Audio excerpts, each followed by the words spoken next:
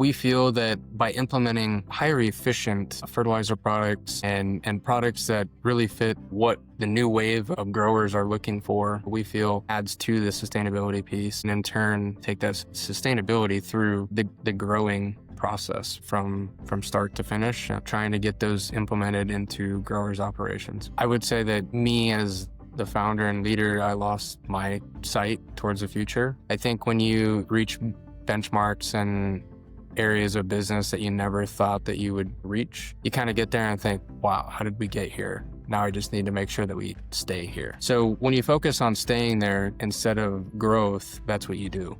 You stay exactly where you've been. At one time, we had 19 full-time employees just in the ag retail business, and today we're down to 15. And we are doing more business today with 15 people and systems in place than we were when we had 19 people and no systems. Hi, Titan. Thank you very much for joining us today on the podcast. Can you tell us a little bit about yourself and your company? Yeah, you bet. Appreciate the opportunity to be on here. Our business primarily is in the agriculture space. So we have an ag retail business. We sell seed chemical fertilizer, do application. We have a helicopter aerial business. Just bought a tire shop to kind of tag along to the ag retail business. And I think that's what we got in the works so far. Tell me how the business first started. Yeah, so I started the business actually kind of a spinoff of something that I was already doing. So I was selling seed in high school. So farmers have to plant certified seed. So that process is sold traditionally through a seed company, and there are resellers of that brand. I started doing that, like I said, in high school, and went to community college for a couple of years, got my associates, come back to the farm, operated on the farm for 2 years, and then stepped away to pursue the actual ag retail business that we operate today. We have 15 full-time employees here, and we have 5 employees at the tire shop. Was starting the business quite an organic thing, or was there almost like a decision you made one day or something that you saw, figured out? Yeah, it was definitely a decision. We were selling seed on the farm, just myself as the sole seller, and just decided that we had enough going on in the space that we felt we could make a real business out of it, not just operating on the farm anymore. So I sat down and had a conversation with my wife, and we basically just started putting some stuff down on paper as far as, what we think the landscape would support and some challenges that we'd run into, and really just started vetting that through people locally to see if they thought there was a need for the business that we were, trying to build. Yeah, started just through a decision. We went and met with the people that own the ground that our facility sits on today, had coffee with them, and that afternoon had a handshake agreement that we'd purchase land and start the business. So that was in 2018, and we started with 9 acres, and today our entire facility sits on about 17 and a half acres, and we've grown from a few thousand acres to servicing about 110,000 acres today. So last time we spoke, you said that sustainability wasn't always part of the business, but it has to be now. Was there like a turning point that made you think about that? Yeah, for sure. The past year, I've spent quite a bit of time with consultants and people in the industry, I guess really vetting myself to see what opportunities we might not be a part of yet today that we should be. Just looking at the whole landscape, a lot of the ag retail, companies locally aren't very sustainably driven, and we know to continue to bring innovative products to our customers that sustainability needs to be our focus. So really put an emphasis on that the past 6 months. As far as how the business grew, we grew rather fast, really been operating here for 6 years, and to go through the motions of not only running the business, but hiring people and continuing to sell more product, you kind of get lost. And when you get lost, you go through the motions of, just keeping everything going, and unfortunately kind of lose sight of like why you started, how you started, and really what value we can bring to the grower. So about 6 months ago, like I said, I've really started focusing on, how can we bring more value to the grower through sustainable practices or more efficient fertilizers, things of that nature. Really happy to say that, we are going to implement those new products and processes selling season of 26. And so I guess with that, super excited that, we've taken the time to learn about these new ideas and products, and really excited to showcase those things to our growers. It's not like you're selling carbon credits or seaweed packaging or something like that, right? It's you're selling agriculture imports. How do you define sustainability in that context yourself? Yeah. It's a tough one. We feel that by implementing higher efficient fertilizer products and products that really fit what the new wave of growers are looking for, we feel adds to the sustainability piece. I think looking forward, there's going to be, a lot of products that come to the marketplace that offer sustainability in a product. And, that's our focus today is, starting to really look at those products um, that can help us as a business become more sustainable. And in turn, we take that sustainability through the growing process, from start to finish, trying to get those implemented into growers' operations. Agriculture is a pretty traditional space, to say the least. Farmers barely make a profit, and so any kind of risk is a real risk to their livelihood, their families, everything like that. With it being such a traditional space, how are you introducing these changes to your customers without losing that trust or confusing them? Really understanding the products that we'll be implementing, we feel make a big difference. We feel that there's a lot of quote unquote, maybe call them fads or, trends that people, get involved in and then might be in it a couple years and then may take a step back.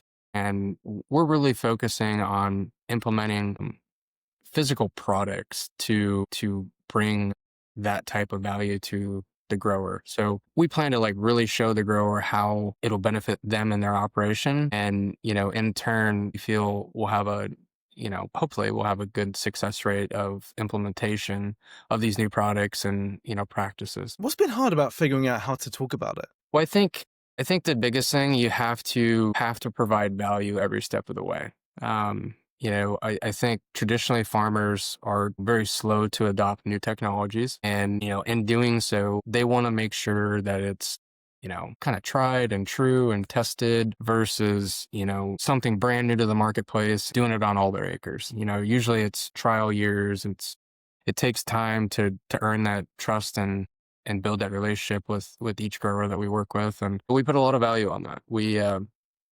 don't sell anything that I wouldn't personally use myself, and really take a look at the products and try the products, and ensure that what we are talking to them and the message that we're bringing them about the products or product really fits the needs of this area in their operation. Yeah, I guess it's interesting because it's one thing to say, oh, something's good for the planet or something's going to be good for our children and stuff like that. But actually speaking to them in a way where it's like, this is how it will help your soil. This is how it will help you continue to grow as a farmer and help your crops in any way that might be. Fairly young company.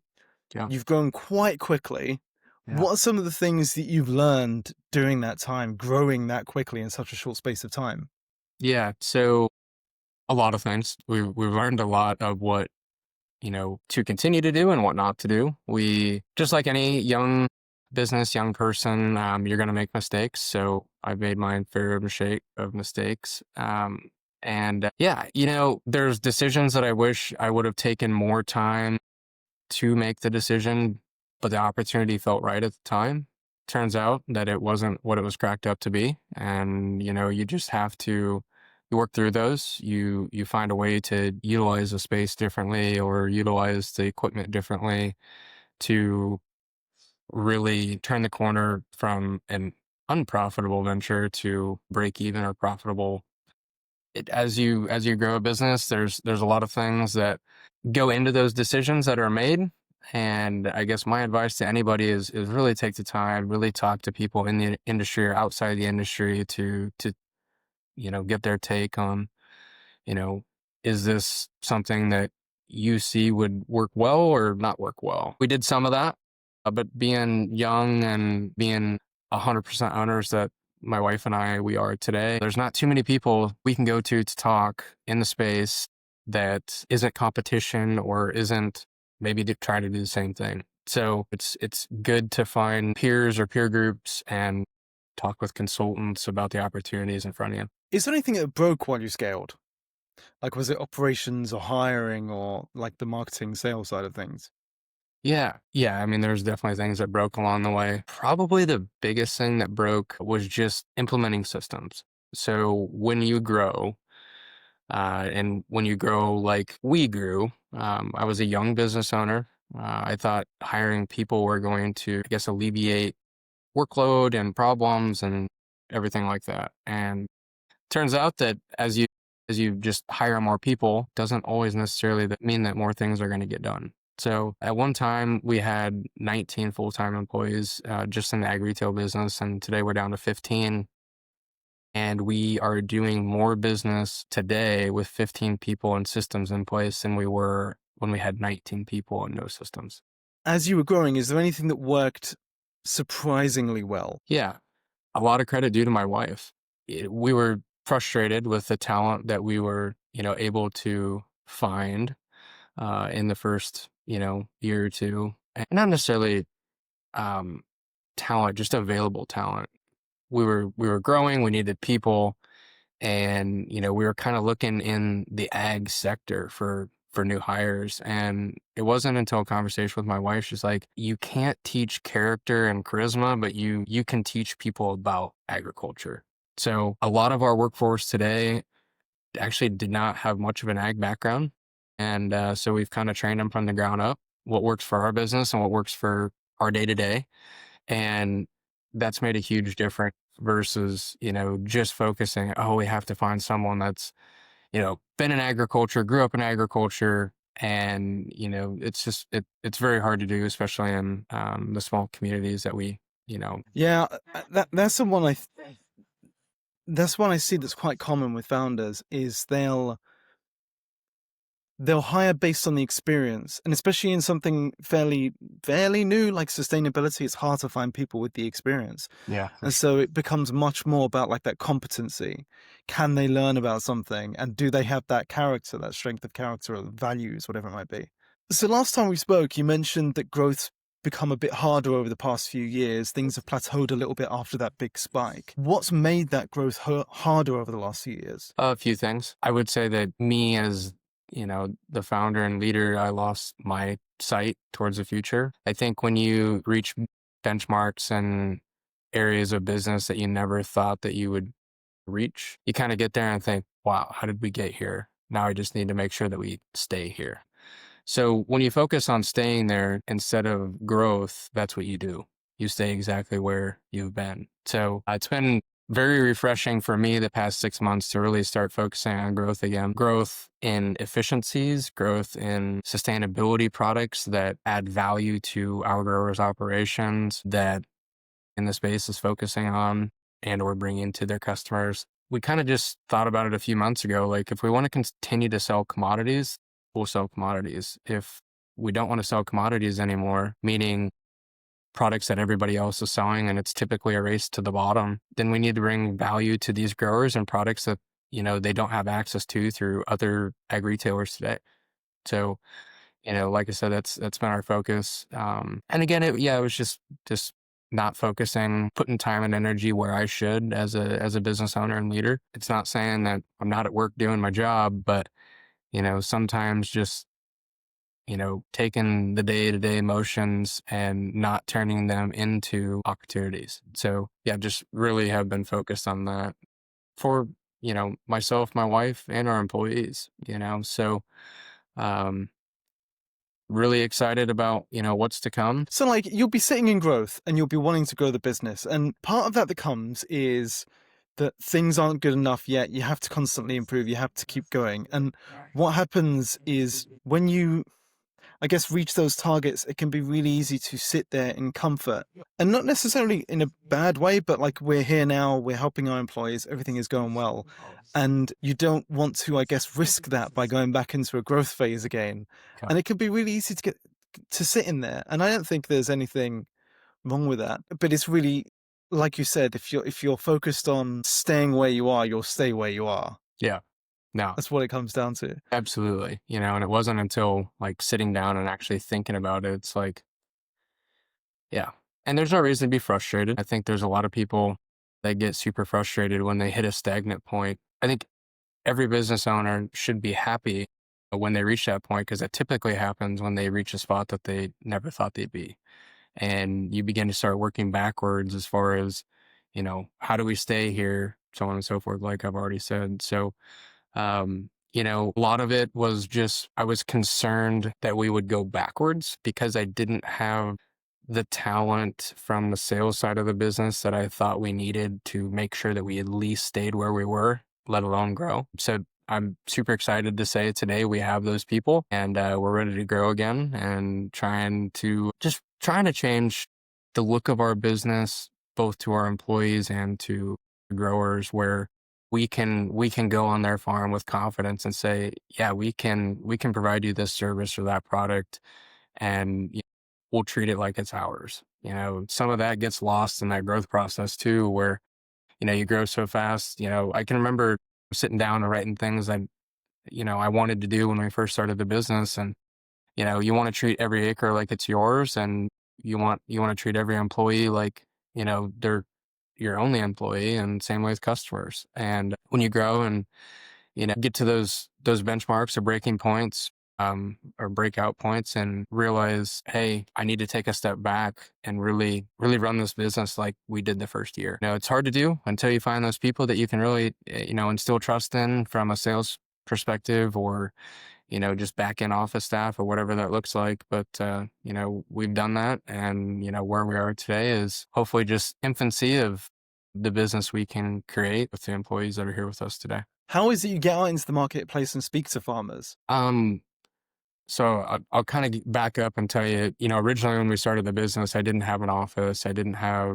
I didn't have any facilities really, just a shed to store seed in. So, it was all word of mouth. It was driving around, knocking on doors, showing growers the value of the products I had to sell at the time.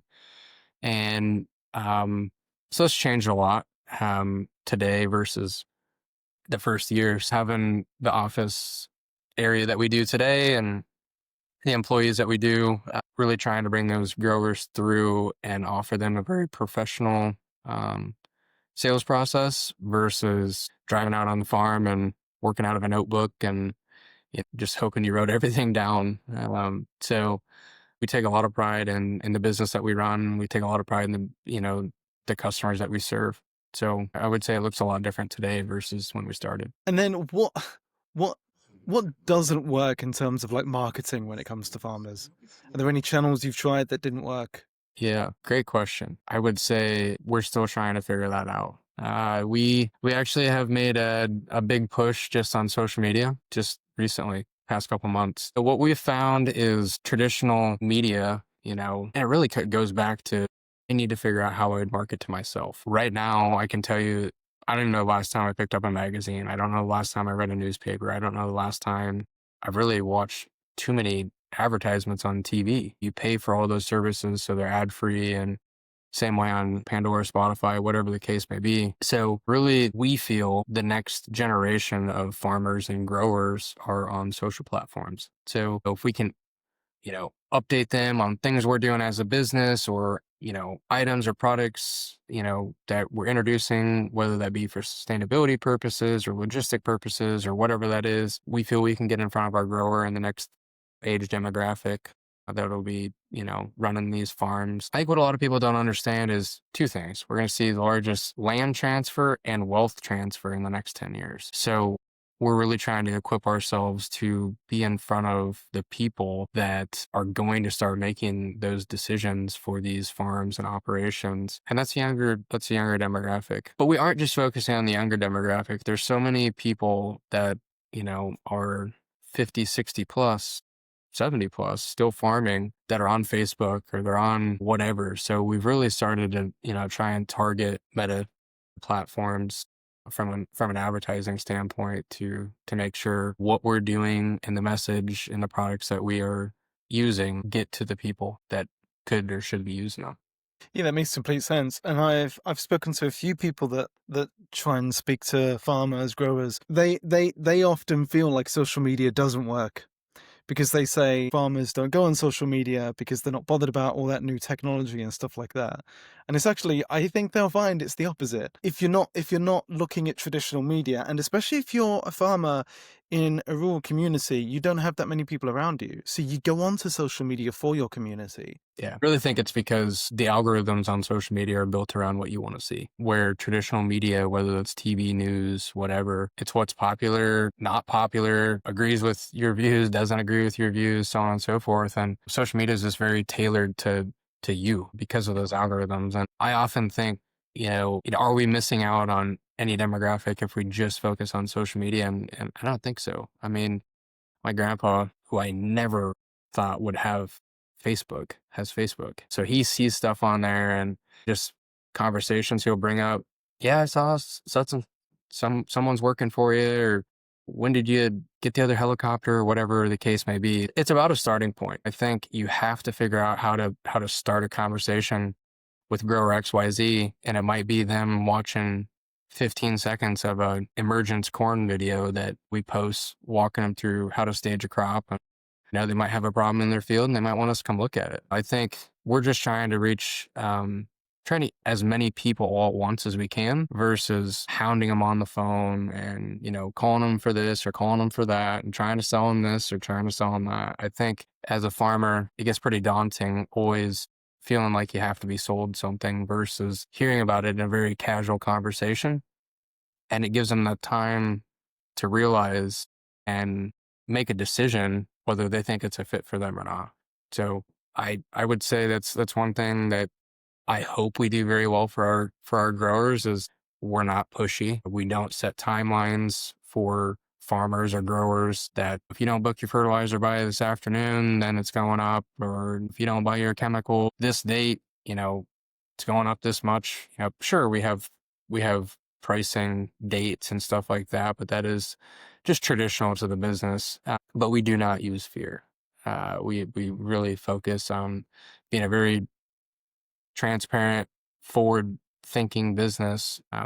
We hope that does nothing but, help us grow. Yes, that fake scarcity urgency stuff, isn't it? And I often think that a lot of marketing is just taking someone from a stranger to like a trusted advisor. When you're constantly being sold to by everyone you talk to, it just brings that trust meter and that skepticism completely out of whack. And anyone that tries to talk to you about anything is automatically like, no, don't talk to me. So it makes complete sense to me. Yeah, they get a guard up, and then once the guard is up, the conversation is just kind of useless. They've Yeah. already made their decision that they feel like they're getting sold, and and that's what we do as a business with our salespeople is really just work on training them to the value of the products that we are selling, so that way we don't come across as we're selling you this product. We really want it to fit the operation. We'll show you the reasons that it does fit versus just traditional sales methods. It's the way it's always been done, so that's the way we're going to do it. And that's really what we focus on not doing in our business. Let's fast forward a little bit then. 2-3 years time, what does a more sustainable, scalable version of AgHub look like? Yeah. So implementing these new fertilizers, we're excited about the opportunity that it brings. We'll be really the only group, be the only people selling this more efficient phosphate. Implementing that with a new form of sulfur, we think it accelerates our business as a whole, bringing products, again, like I've said a few times, that the traditional landscape and ag retail businesses aren't using. So I've got a lot of faith in what we're bringing to growers, and we've got our team on board to bring those products as well. In turn, we have a new hire that works for our business. He focuses on just business development. So going out to other people that are in the industry, maybe selling seed already on their own, whatever the case may be. And we're going to implement maybe a location for them if they don't have it, or provide them, fertilizer products or chemical products or seed products that these people aren't selling today. So basically the whole retail space is kind of consolidating, and we're going to work against the grain and go find what we call micro location sellers and or dealers for the AgHub Midwest brand. And then final question for you is, if you had one piece of advice for another founder, what would it be? Probably the same piece of advice that I was given when we first started our business is, figure out what you're good at and do more of it, and find people better than you at the tasks that you know you're not that great at. I think trying to do too many things all at once is more of a liability for the business than it is, an asset. So finding those people, whether they're employees or just people to talk to figure out how to go about changing those things in your business make a big difference. Yeah, I guess another thing too, I personally really focus on I'm not going to do anything once that I won't continue to do. So if that is because that's how you build kind of false rapport with the customer. You do 100 things for them, and then they come back the next year and you're only going to do 50 of them. So I think it's very important to really just make sure that you're not over providing any one customer, to make sure that it's a really lengthy customer interaction for years to come. How can people learn more about AgHub? Yeah. So we're on the social platforms, Facebook, Instagram. We have a website, aghubmidwest.com. Yeah, I guess we are located, like I said, in West Central Iowa. And wherever this video goes, just appreciate the opportunity to talk with you today and to talk about our business and our future and where we've been and where we plan to go. So with that, like I said, really appreciate it. That's great. Thanks for your time, Titan. Yeah, thank you.